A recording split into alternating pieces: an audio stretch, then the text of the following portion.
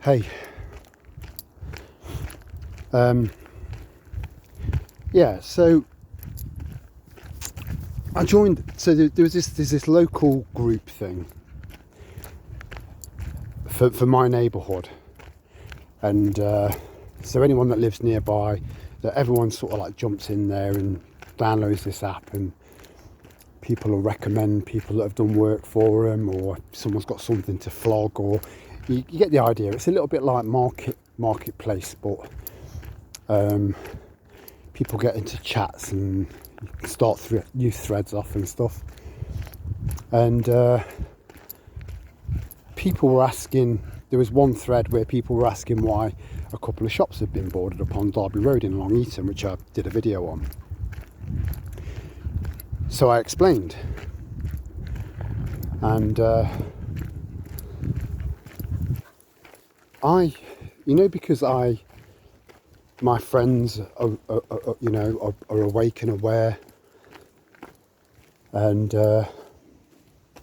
pretty much most of the people that I interact with are, and I interact a lot with you guys as well.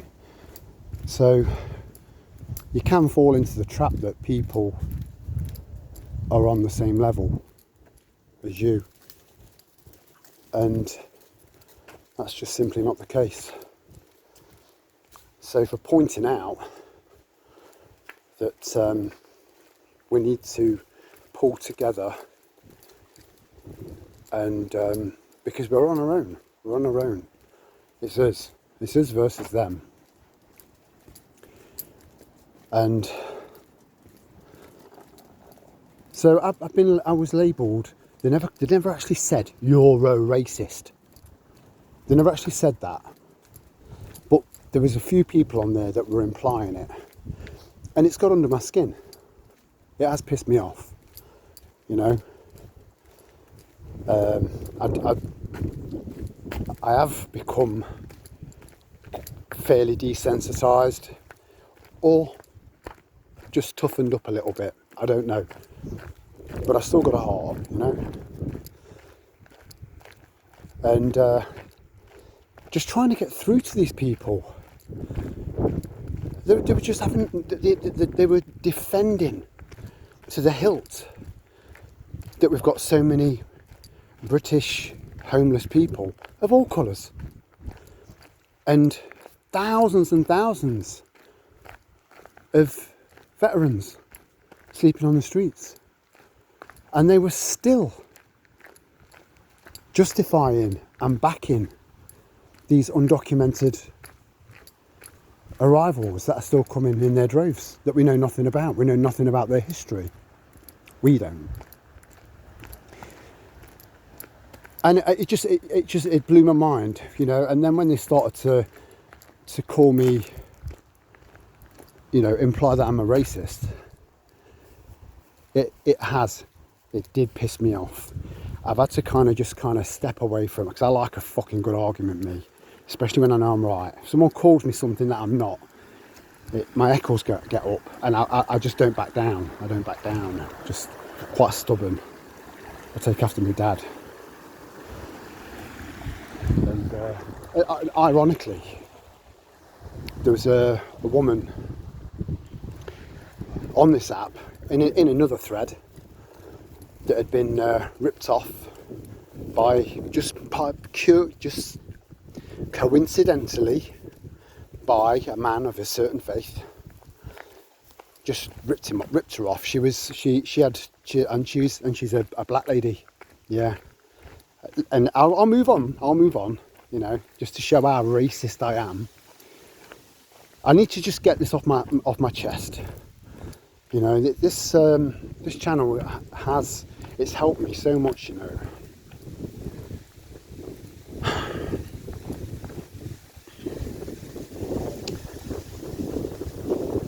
So anyway, she got ripped off. She paid up front. She put too much faith in this person, and he's not really done the job, and left her with a knackered, you know, non-functioning strimmer that she didn't know what to do with. And I sent her a message, and I just said,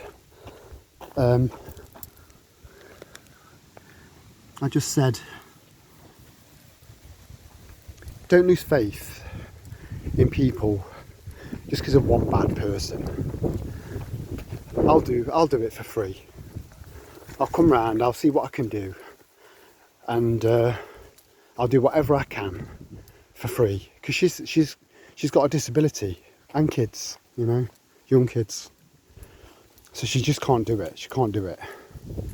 So I'm going to go around tomorrow and see what's what, and see how I can help for free, you know. This is what we should be doing for each other. It's got nothing to do with skin colour. My first school in Radford, Radford, Radford, Nottingham. My school was just round the corner from Hyson Green. Look up Hyson Green riots. That happened when I was a kid. When I was a child. Like 9, 10 years old, something like that. It was horrific. Horrific. It's crazy. Absolute chaos. And so I went to nursery, infants and juniors there, and it was one of the most multicultural schools in England.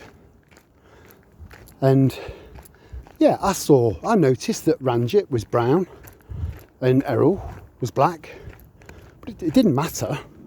We either clicked or we didn't. We either got on or we didn't. I had a very colourful friendship group. It was about content of character. You know, if you're all right, we'll get on. If you're not, we won't. And that applied to my senior school. It used to be called Cottesmore. Very, very multicultural. That was Lenton, so that's the next town along in Nottingham from Radford. Very multicultural. Again, I saw colour, you know. I knew that David was a very, very tall black lad. I mean, he was fucking massive. Again, I know I'm swearing a lot more now, but I'm feeling more passionate about shit now, you know. And this is how I get when I get passionate. So please overlook that. I'm one of 6. My oldest sister, I'm the second oldest. She's half Indian. My youngest sister is married to a Jamaican man. So my youngest niece and my youngest nephew are both mixed race. I'm not bothered about colour. I'm not really bothered about religion. You know? I just want good people. I just like good people. If you're a good person, and I've been best man twice in my life. Once was for my dad, for his third wife, his current wife. The second one was to a practicing Muslim man. And he was an amazing man. They had a non-religious wedding, and but she did wear traditional Muslim regalia for the wedding. Like, they compromised. You know, it's good to compromise. And he was great. I lost touch with him because they both moved to Australia, and I'm not very good at maintaining long distance friendships. I'm not a pen pal kind of guy, you know. So we just lost touch. But he was a very, very good friend. A very good friend. So I don't hate all Muslims. If anyone's got that idea of me, you know, you're wrong. I just don't like. But on top of that, I've lived literally next door to 2 Muslim families, and next door but one to a Muslim family. And call it a coincidence, but all 3 of those households, their men used to batter the shit out of their missus, a minimum of once a week. It's not a very quiet event, you know. I hold the women of this country, the good British women of this country, of all colours, in very high regard. They are the power behind the men that are going to get this job done. And it's very rare that you see women shoulder to shoulder on the front lines of passionate riots. But that's happening because shit's real, you know. So for our women to be joining us on that front line, things must be bad. So yeah, I want to just clarify, I'm not a racist. It's just that there are a lot of sinister fuckers out there. And again, I'm sorry about my language. And we know nothing about them. And then there are communities out there that are savage. Their answer is violence, and they're being protected. And that, all this kind of right-wing nonsense that we're being labelled as, there are people across the country, probably of a certain age group, as senior citizens, that are gobbling all this BBC bullshit up. You know, you couldn't make this shit up. We are in proper crazy times, but we have to come together. You know, I'm my bad back. I'm going to go and see what I can do for this woman tomorrow.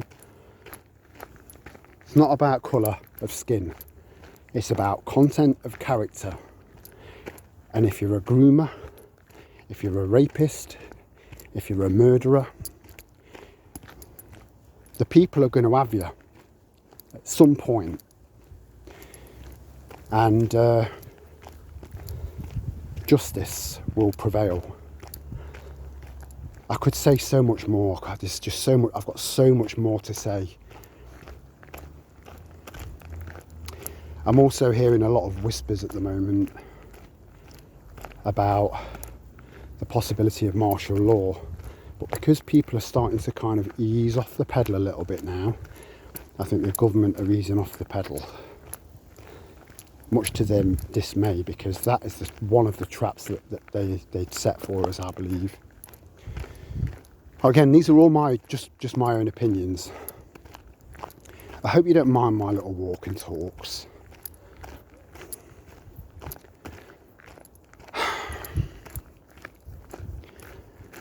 It helps me get a lot of shit off my chest. And yeah. Thanks for sticking by me.